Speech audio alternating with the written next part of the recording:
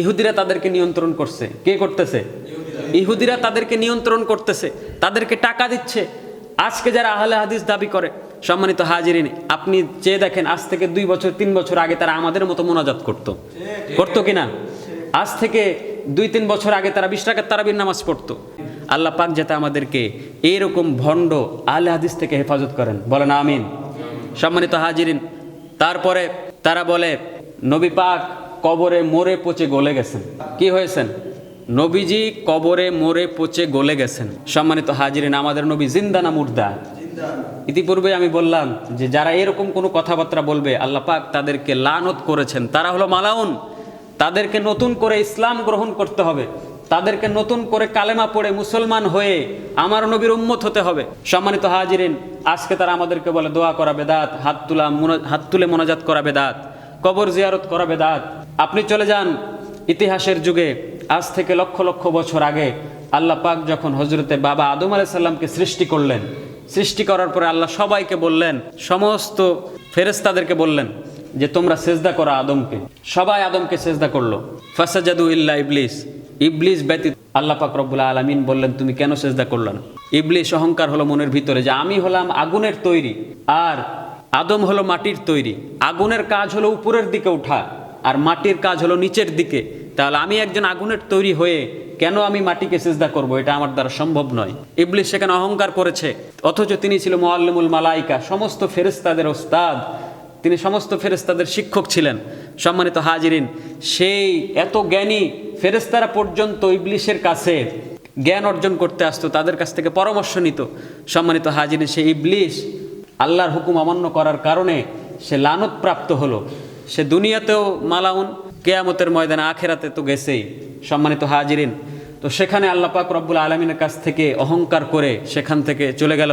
যাওয়ার পূর্বে ইবলিস বলেছিল আমি এতদিন তোমার ইবাদত করলাম, এতদিন পর্যন্ত তোমার ইবাদত বন্দেগী করলাম, আর তুমি তো বলেছো কেউ যদি যাররা পরিমাণ আমল করে তুমি তার প্রতিদান দিবা, ফিরাইয়া দিবা না। আল্লাহ পাক বলল তুমি কি চাও? ইবলিস বলল যে আমি কিয়ামত পর্যন্ত হায়াত চাই। আল্লাহ কয় তোরে দিলাম। আর কি চাও? আমি বান্দার যাতে তোমার বান্দার শিরা উপশিরায় রন্ধ্রে রন্ধ্রে রক্তে রক্তে চলতে পারে এই শক্তি আমাকে দিতে হবে। কয় দিলাম। আমাকে বিভিন্ন কিছু রূপ ধরার আমি যাতে ধরতে পারি এই ক্ষমতা আমাকে দাও। কয় দিলাম।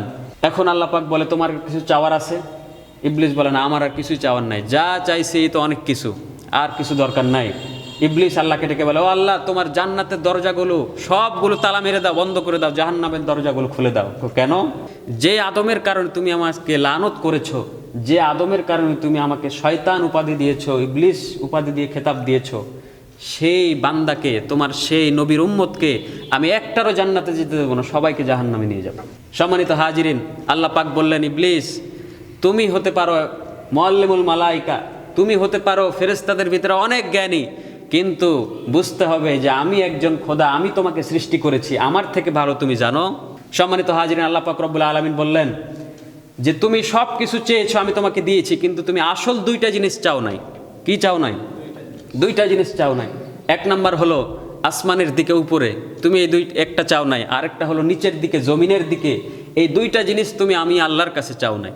জিবরিল হাসে, আল্লাহর সামনে হাসে, এই 2টা জিনিস দিয়ে কি হবে? আসমানের দিকে ফাঁকা, জমিনের দিকে মাটি, এই 2টা দিয়ে আমার কি কাজ? আল্লাহ পাক বললেন ও ইবলিস তুমি শোনো, এই যে আমি উপরে এবং নিচে 2টা জিনিস তোমাকে দেই নাই এবং তুমি এই 2টা জিনিস চাও নাই, কেন?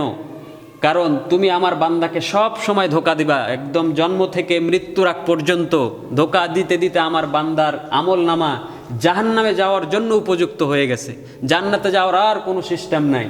ওই সময় যদি আমার বান্দা ভুল বুঝে, আমার বান্দা যদি বুঝতে পারে যে না এটা করা আমার অন্যায় হয়েছে, ওই সময় যদি 2খানা হাত তুলে আসমানের দিকে তাকায়া বলে আল্লাহ আমাকে মাফ করে দাও, আমার ভুল হয়েছে, জমিনে সেজদায় পড়ে 2খানা হাত তুলে দিয়ে সেজদায় পড়ে আমার কদমে সেজদা করে যদি সে বলে আল্লাহ আমার ভুল হয়েছে চোখের পানি ছেড়ে দিয়ে, তাহলে আমি আল্লাহর সাথে সাথে মাফ করে তাকে জান্নাতে দেব।